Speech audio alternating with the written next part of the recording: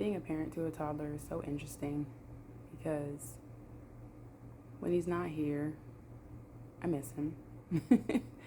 But then when he is here, I'm like, you could go. You could absolutely go. You don't have to be here with me. You could be with anybody else. Trying to balance coping with, or just managing constantly being on and constantly being the person to make decisions and constantly being the person who everyone has to go to for answers can be really exhausting. I know that some people perceive parenting as really easy, and some people are more mentally and emotionally available for all of the extra things that parenting requires, all the extra energy, all the extra steps, all the extra decision making. Some people thrive in those types of environments and situations, and some people don't.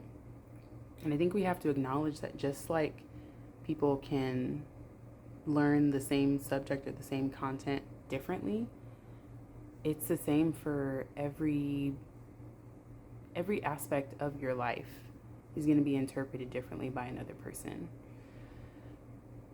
And I think about how difficult it is to not compare, one child to another, to compare how dealing with my oldest was. And then I realized that I didn't, because I worked so much when he was super young that I was barely a parent, and even then it was exhausting, even the small amount that I did do, which was pick him up after work, go back home, get him ready for bed, wake up in the morning, get him ready for the day, get myself ready for the day, drop him off at my mom's house and go to work.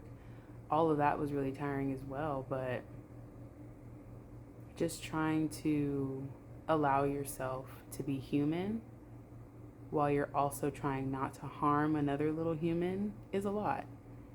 And it can be really beneficial when you have a support system, which I'm very, very grateful that I do. I definitely do not parent either one of my children alone at all. But I just have to remind myself to just make things easy for myself. If it's going to be easier for me to manage anything by going outside, just go outside. If it's going to be easier for me to take a breath and make a decision or just have a moment where I'm not being touched, if I turn on the TV for an hour, turn on the TV for an hour. The biggest thing that I have to remember is to check in with myself and ensure that I'm doing my very best to provide a consistent, safe, and loving environment for him to grow up in. An environment where he has the autonomy to play and to enjoy himself and to be loud and to be a child, to not get upset or I should say like yell or berate him for being a child. That's one thing that I'm very intentional about. Even in the times that I am super overwhelmed, I just need to do something different.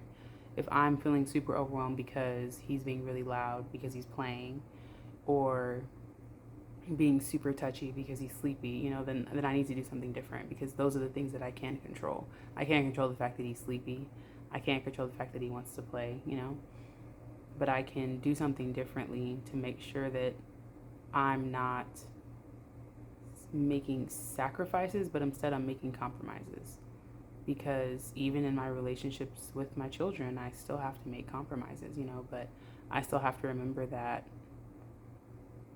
I have to do what I need to do to take care of myself as well.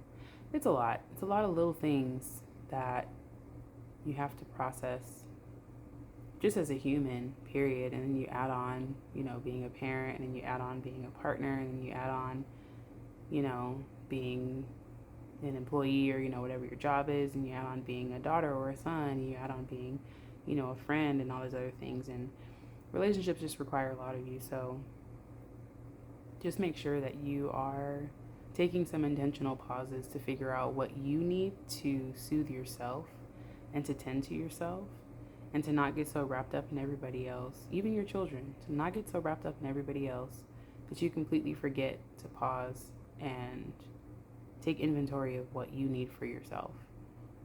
Even if that's asking your children at whatever age, or asking for someone to sit with them or be with them for an hour or whatever, just so you can have some time to breathe.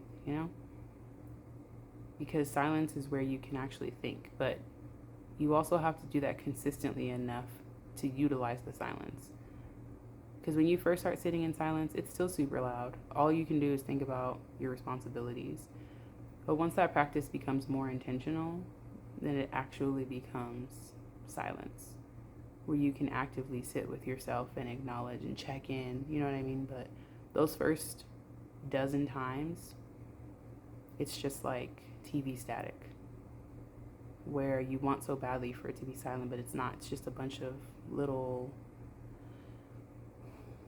unintelligible sounds. So don't forget to start practicing. Yeah, you deserve it.